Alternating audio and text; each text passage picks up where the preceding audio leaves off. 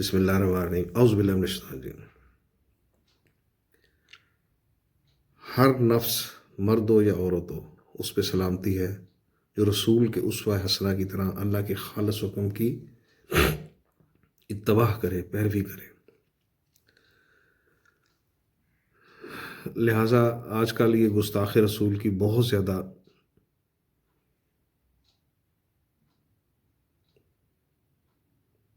سوچ کے بڑا ہوتا ہے کہ لوگ اکثریت کثیر تعداد ہے لوگوں کی جو بنا تحقیق کے ہی لوگوں کو قتل کر رہی ہے یا لڑائی فساد کر رہی ہے۔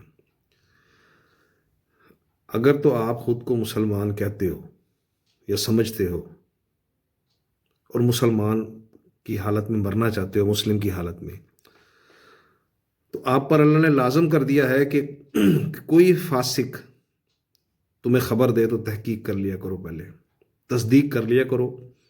یہ نہ ہو کہ جہالت میں کچھ غلط کر بیٹھو تو پھر پچھتاؤ، اور پچھتاوا جو ہوتا ہے اس کی سزا ہوتی ہے، اور بہت سے غلط حرکات ایسی ہوتی ہیں جس کی سزا ہمیشہ کے لیے جہنم کی آگ ہے، جلنا۔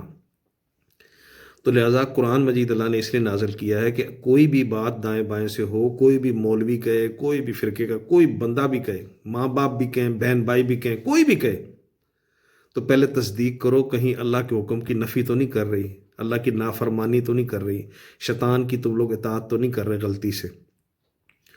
تو لہٰذا جو اصل جو ہے گستاخ رسالت جو ہوتی ہے قرآن مجید کی ہوتی ہے، قرآن کے احکامات کی ہوتی ہے، جو اللہ نے حکم نازل کیا۔ اللہ کہتا ہے جو میں نے وحی کر دی ہے کتاب، اس کی اتباع کرو۔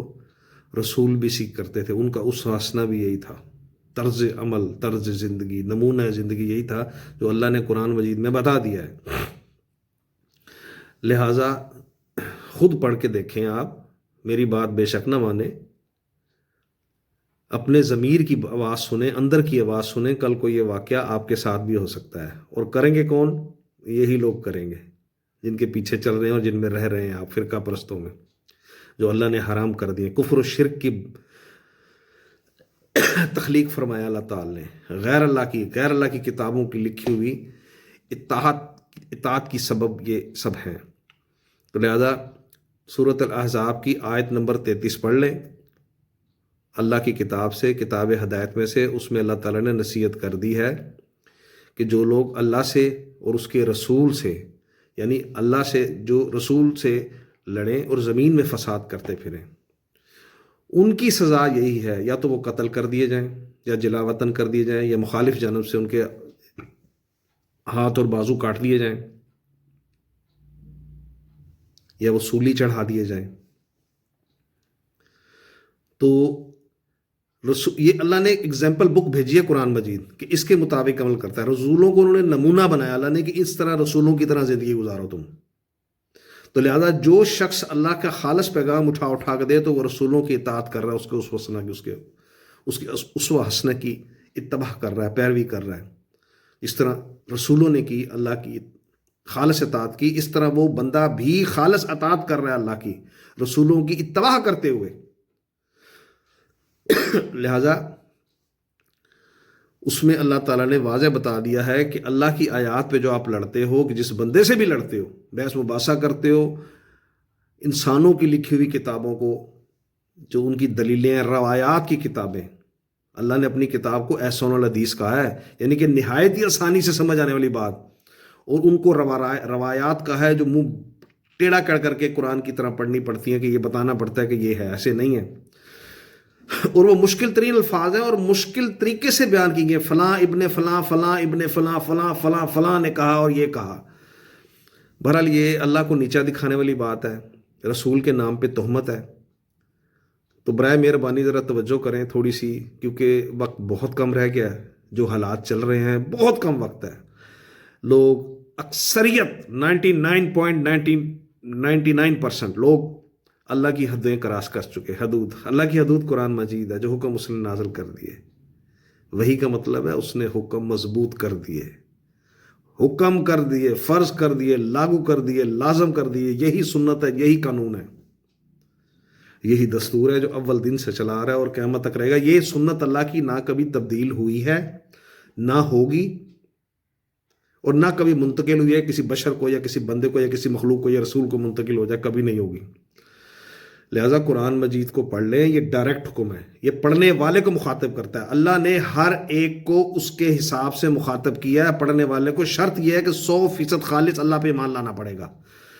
لیکن اگر مگر نہیں، جب لیکن اگر مگر کہیں گے نا یہ ہے تو پھر یہ بھی ہے، نہیں، پھر آپ کا ایمان 100% نہیں ہے. توکل، بھروسہ 100% اللہ پہ کرنا پڑے گا. خالص اللہ پہ بھروسہ کرو گے تو وہ ہدایت دے گا، رہنمائی کرے گا، تمہیں راہ دکھائے گا. ادروائز نہیں دکھائے گا. کیوں؟ کہ وہ اللہ ہے، تم اس کے محتاج ہو، ہم اس کے، سب اس کے محتاج ہیں.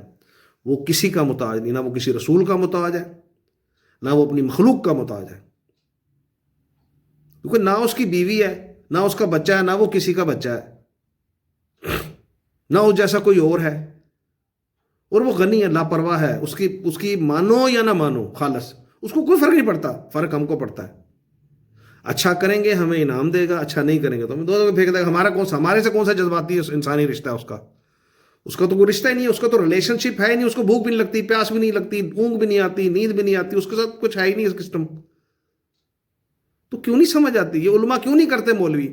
اور سب سے اہم بات جو میں اب کرنے لگا ہوں، اس کو ذرا غور سے سن لیں میرے پیارے بھائیوں. اللہ تمہیں ہاتھ جوڑ کے کہتا ہوں، گو کہ میرا کوئی مدرسہ نہیں، کوئی مسجد نہیں ہے الگ سے، میری کوئی فرقہ نہیں، کوئی فرقے حرام ہے. فرقے بنانے والا ہی کافر، منافق، مشرک، فاسق، فاسد، ظالم، بدترین خلائق، جانوروں سے بھی بدتر مخلوق اللہ تعالی نے فرما دیا ہے. اس لیے میرا اس سے کوئی تعلق نہیں ہے. لہذا جو بھی یہ فاسق بدکار کوئی ایسی خبر لائے کہ فلاں نے گستاخی کی، فلاں نے ایسے کیا، میں نے اس کو مار دیا، یا فلاں کر رہا ہے، پہلے اس سے پوچھو کہ تو نے اللہ کی کتاب قرآن مجید کا ترجمہ پڑھا، اس میں جو حکم لکھے ہیں اس پہ عمل کرتا ہے؟ پہلے اس کا امتحان لو کہ وہ مسلم ہے یا اپنی ذاتی اناد کو، ذاتی لڑائی کو، ذاتی خواہش کو، ذاتی بغض کو، انہاں کو لے کے اس کو بندے کو تباہ و برباد کر رہا ہے، اس کو مار رہا ہے. برائے مہربانی تھوڑی سی توجہ کریں. کل کو یہ آپ کا بچہ، آپ خود بھی ہو سکتے ہیں، آپ کے گھر والے بھی ہو سکتے ہیں، آپ کے ماں باپ بھی ہو سکتے ہیں، آپ کے بہن بھائی بھی ہو سکتے ہیں، دوسرے بھی ہو سکتے ہیں. لہٰذا تھوڑی سی توجہ کریں، اللہ کے حکم کو اپنا لیں رسولوں کی طرح، ورنہ بہت برا انجام ہوگا. حالات پھر خراب ہو رہے ہیں. کرونا بھی آ رہا ہے اور اس دفعہ شدید ترین لہر آئے گی انشاءاللہ.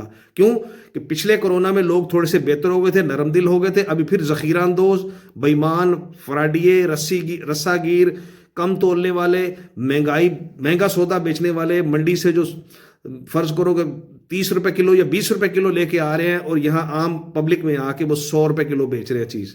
میں نے خود جا کے تحقیق کیا، میں خود بلکہ منڈی جاتا ہوں اکثر 10-15 دن بعد.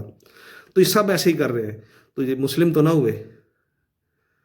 مسلم تو سلامتی چاہتا ہے، لوگوں کے لیے آسانیاں پیدا کرتا ہے، ان کے لیے سہولتیں پیدا کرتا ہے.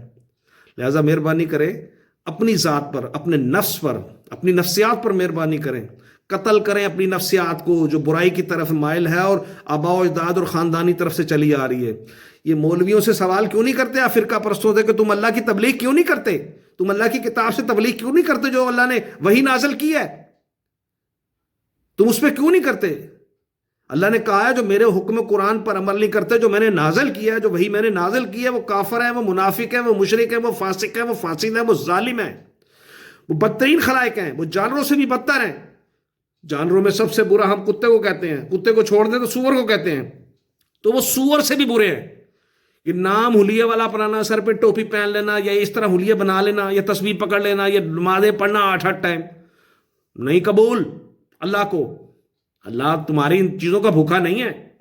اللہ نے تمہیں انسانیت کی بھلائی کے لیے پیدا کیا ہے، آپس کے لیے آزمائش کے لیے پیدا کیا ہے.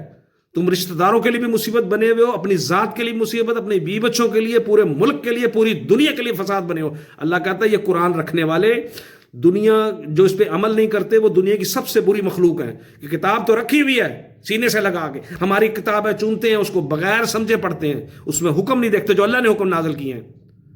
تو کیا اللہ بخش دے گا؟ نہیں. کہتا ہے ڈبل سزائیں ہیں ان کی. اس نے یہودی کو یہودی کہہ کے، نصارہ کو نصارہ کہہ کے، گائے پوجنے والے کو الگ سے مخاطب کیا، آتش پرست کو الگ سے، مجوسیوں کو، ان کو سب کو، جن کو بھی ہے سب کو الگ مخاطب کیا. اس نے کتاب رکھنے والے کو اہل الکتاب کہا، اہل کتاب، قرآن رکھنے والے کو اس کتاب کو، الکتاب کا مطلب ہے تمام کتابیں اس کے اندر، تمام کتب جو آج تک لکھی گئی، تمام جو حکم لکھے گئے وہ سارے اس کے اندر ہیں۔ دو طرح کی آیتیں اس میں، محکم آیات اور متشابہ آیات۔ محکم آیات کا مطلب ہے فرض حکم، فرض حکم اس کے اندر ہے اللہ کے، جنہیں حقوق العباد بھی کہا جاتا ہے، وہ اس کے اندر ہے، وہ ام الکتاب ہے، وہی اصل کتاب ہے، وہی کتاب کی اصل ماں ہے، اس کو عمل کرنا لازم ہے ہر اس شخص پہ، کائنات کے ہر شخص پہ، چاہے وہ کسی سے بھی تعلق رکھتا ہے، تمام کو اللہ نے ایک فرقے میں، صف میں کھڑا کر دیا۔ یہ نام کے فرقہ پرست مسلمانوں کو بھی اور یہودیوں عیسائیوں اور سب کو بھی کہتا ہے، ان میں سے جو آ کے، 2 دفعہ قرآن میں لکھا ہوا ہے، ان میں سے جو نکل کے آگے میرے حکم کی خالص اطاعت، اتباع، پیروی کرے گا وہ مسلم ہے، اس کو چھوڑوں گا اور مرتے دم تک کرتا رہا تب، ادروائز وہ جو جہنم کی آگ کا ایندھن بنایا جائے گا۔ توبہ استغفر اللہ۔ لہذا مہربانی کریں، اپنی ذات کو پاک کریں، تزکیہ کریں، اپنا تزکیہ نفس کریں، اپنا موازنہ کریں کہ آپ کہاں کھڑے اور کس کی مان رہے ہیں۔ ہر ایک کو پرسنلی، انڈیویجلی محنت کرنی پڑے گی۔ محنت قرآن کے عربی میں جہاد کہتے ہیں، خود سے کرنا پڑے گا۔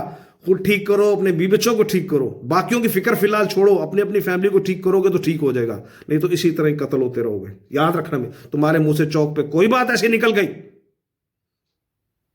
جس کا حالانکہ دین سے تعلق بھی نہیں ہوگا اس بات کا، لیکن وہ تمہارا مخالف تمہیں لے ڈوبے گا انشاءاللہ۔ کیوں کہ تم اللہ کے اگینسٹ چلتے ہو، اللہ کی کتاب کو چھوڑ کے اللہ کو اولیاء بنانے کی بجائے تم نے غیر اللہ کو اولیاء بنا لیا، اللہ کی کتاب چھوڑ دی اور انسانوں کی لکھی ہوئی کتابوں کو قرآن پہ ترجیح دی، تم نے قاضی مقرر کر دیا۔ غیر اللہ کی کتابوں کو جو تمہاری ہی تاریخ بتا رہی ہے، تمہاری ہی لکھی ہوئی، تمہارے علماء کی تاریخ بتاتی ہے، یہ راویوں نے 250 سال بعد لکھی ہیں۔ گوگل پہ دیکھ لو، پوچھ لو دائیں بائیں، تمہاری کتابوں کے اندر لکھا ہوا ہے۔ روایت لکھنے والے کو راوی کہا گیا ہے اور تم لوگ حدیث کہتے ہو۔ ایسن اور حدیث، اللہ نے اس کو کہا ہے، حدیث کا مطلب بات ہے، ایسن آسانی سے سمجھ آنے والی بات، انتہائی آسانی سے سمجھ والی بات کیا ہے؟ وہ مثالیں ہیں، نصیحتیں ہیں، قصے ہیں، نشانیاں ہیں، آیات جسے کہتے ہیں، نشانیاں ہیں اس کے اندر اللہ کی ساری۔ کبھی پڑھ کے تھوڑی سی محنت کرو، تھوڑا سا جہاد کرو، اس کو پڑھو اور پھر آنکھیں کھول کے دائیں بائیں دیکھو، تمہیں وہ کام ہوتے ہوئے نظر آئیں گے۔ اللہ کہتا ہے اتنا پڑھو، اس وحی کو ایسا ایسا تھوڑا پڑھو تاکہ ہم تمہیں دکھاتے چلے جائیں۔ اس کا مطلب یہی ہے۔ اور قرآن پڑھنے والے کو مخاطب کرتا ہے، جو لوگ گزر گئے ان کو مخاطب نہیں کر رہا بھائی۔ پھر تو قرآن ہمارے لیے نہیں ہے، پھر تو انہی کے لیے تھا۔ تمہارا مولوی سچا ہے، پھر وہ تو کہتا تم بخشی بخائی تو جو مرضی کرتے رہو، جس طرح مرضی کرتے رہو۔ فساد، قتل سے بڑا جرم اللہ نے قرآن مجید میں فرمایا اپنے فتوے میں۔ یہ فتووں کی کتاب، اللہ نے فتوے دے دیے اس کے اندر، جو یوں کرے گا اس کی چھٹی، اس کا یہ حال ہوگا، اس کا یہ حال ہوگا، اس کا یہ۔ بڑے گناہوں کی بخشش نہیں ہے۔ شرک اللہ کی کتاب میں، اللہ کی صفات میں غیر اللہ کی باتوں کو، روایات کی باتوں کو، یا غیر، یا جن کو حدیثیں کہتے ہیں، ان کو اگر آپ ملا کے اس کے بعد حکم ترتیب دیں گے اللہ کا، تو یو آر اے مشرک۔ اللہ نے مشرک کو ناپاک کہا اور اس پہ اپنی جنت حرام کر دی ہے۔ اس کے لیے یہ نوید ہے، اس کے لیے خوشخبری ہے کہ اس کے لیے جنت حرام ہے، لیکن وہ نہیں سمجھے گا۔ کیوں کہ وہ مسلسل اللہ کی آیتوں کو انکار کر رہا ہے، وہ اللہ کی پکڑ میں آ چکا۔ لہٰذا جو نہیں آئے، جن کے دل تھوڑے سے بہتر ہیں ابھی، جن کے دلوں پہ زنگ نہیں لگا، جنہوں نے خود کفل لگایا ہے، وہ اپنے کفل خود کھولیں دلوں سے اور اللہ کی طرف آ جائیں، اسی میں ان کی بہتری ہے۔ جزاکم اللہ خیر کثیرہ۔